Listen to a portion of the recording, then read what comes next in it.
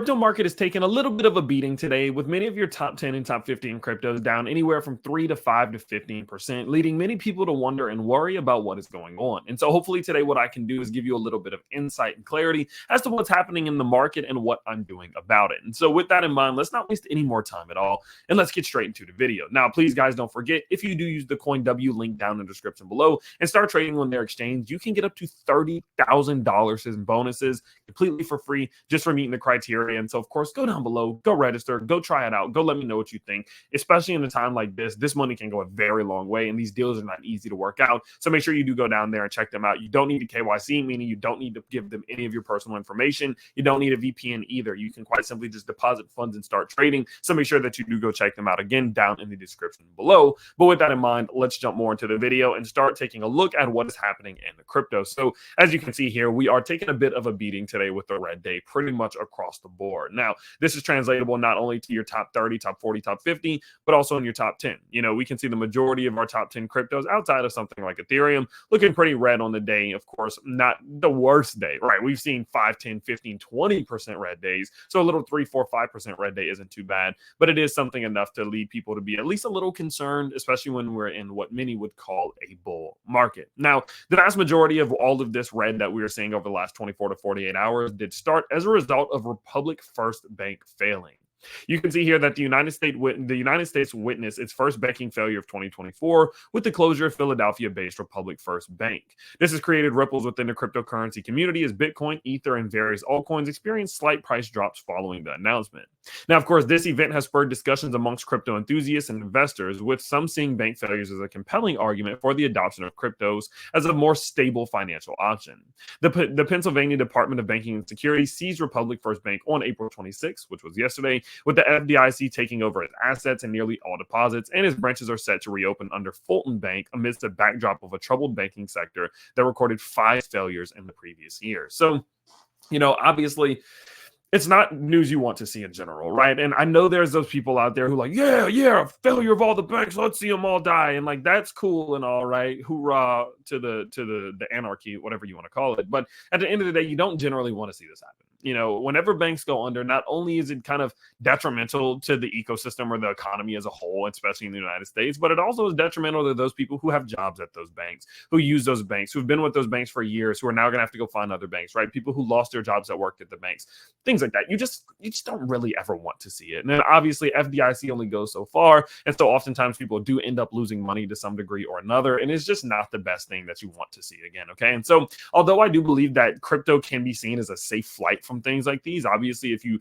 hold your Bitcoin or you hold your stable coins or whatever it may be in an external wallet, which no one can access, no one can really take it from you, right? As long as you don't do anything stupid with it, no one can take it from you. You can't just get closed down, right? You can't lose your job over it. And so it is pretty interesting to see that the narrative does still shine, that crypto can be a safe flight away from the banking sector, which is an interesting thing to think of considering how far we've come. But again, it's not something that I would generally consider positive for the world, not consider positive for the economy, and that is clearly somewhat reflecting through the world of crypto as well. Now, on top of that, what we can see is that we have now seen the 3rd day in a row in which Blackrock has not bought any Bitcoin. And so, of course, without that Blackrock buying pressure, you mix that in with the fact that GBTC or Grayscale has sold another $82 million worth of crypto just in the last 24 hours. That is a pretty solid mixture to be able to see the price of cryptos going down and seeing a little bit of liquidity being drained out of the crypto market as people are not only just taking profits, but also selling as a result of being down. You know, people short, just getting out of this thing,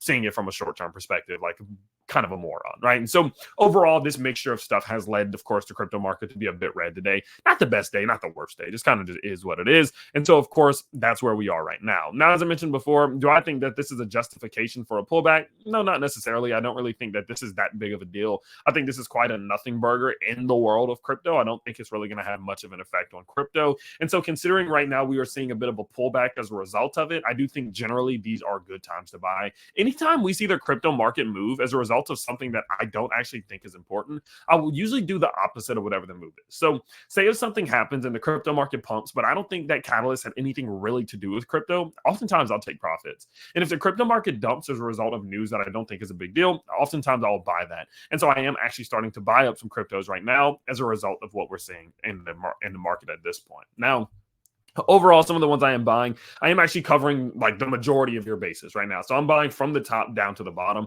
Just to give you a couple examples, I have picked up some Bitcoin and ETH. Obviously, I've picked up a little bit of Solana. I actually added a little bit of this Ton coin or Ton coin. I don't know how people pronounce it to my bag now that they are in the top 10, down about 13% in the last week. So I think it's a decent buying opportunity. I did add a little bit more Shiba Inu to the mix as well. Looking at crypto bubbles here, I did pick up some Cash. I also did pick up a little bit of Jasmine, which I don't see right here. It's somewhere, I'm sure. I picked up a little bit of Floki as well. And then on top of that, I picked up a little bit of Render. So I have been buying within this little top 30, top 40, top 50.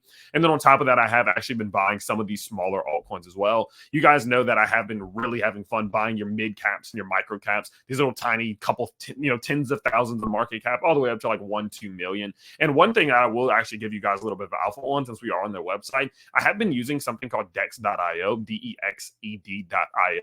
And what it does is it actually gives you a lot of the different like micro caps and mid caps and stuff that are trending right now. And what it does is it tells you like, okay, like when did it start trending, what its market cap is, how its price is reflected over the last 24 hours, what the volume's looking like, and much more. And this has been a pretty cool way for me to find little bullshit speculative plays that I just throw a little bit of cash in when I want to have fun within the world of micro caps, or to actually find a good couple mid caps that are say like $1, $2, $3, $4 million in market cap that I think can actually push to the upside. Now, on top of that, I will actually say I did buy the DEX token as well. They have their own native token, which is the native token of the ecosystem. And it comes with like revenue sharing. You can get advertising. You can get a bunch of different incentives if you do actually hold their token. And so because of that, I have been using this platform. And I wanted to just mention that while we are actually going to talk a little bit for a second about this, because it just made sense, right? So on top of not only using this platform, I have been buying their token up and like kind of accumulating on the token. So of course, shout out to those guys and everything that they do. This has actually made my life way easier. And so as I mentioned before, yeah, I have been doing some buying on some micro caps and mid caps. And